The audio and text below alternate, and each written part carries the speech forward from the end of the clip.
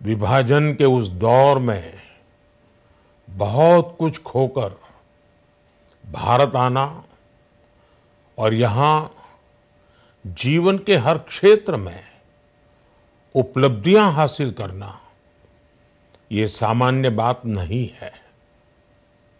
अभावों और संघर्षों से ऊपर उठकर कैसे ऊंचाइयों को हासिल किया जा सकता है, उनका जीवन ये सीख भावी पीढ़ी को देता रहेगा।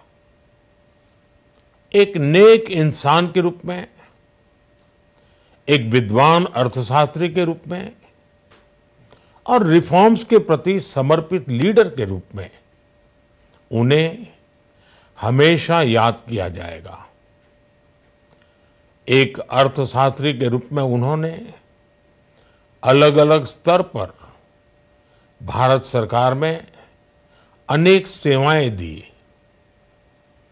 एक चुनौतीपूर्ण समय में उन्होंने रिजर्व बैंक के गवर्नर की भूमिका निभाई। पूर्व प्रधानमंत्री भारत रत्न श्री पीवी नरसिम्हा राव जी की सरकार के वित्त मंत्री रहते हुए उन्होंने वित्तीय संकट से घिरे देश को एक नई अर्थव्यवस्था के मार्ग पर प्रशस्त किया।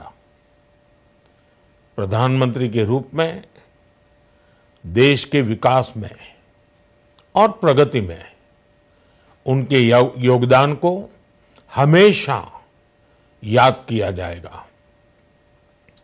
जनता के प्रति, देश के विकास के प्रति उनका जो कमिटमेंट था, उसे हमेशा बहुत सम्मान से देखा जाएगा। डॉक्टर मनमोहन सिंह जी का जीवन उनकी ईमानदारी और सादगी का प्रतिबिंब था। वो विलक्षण सांसद थे।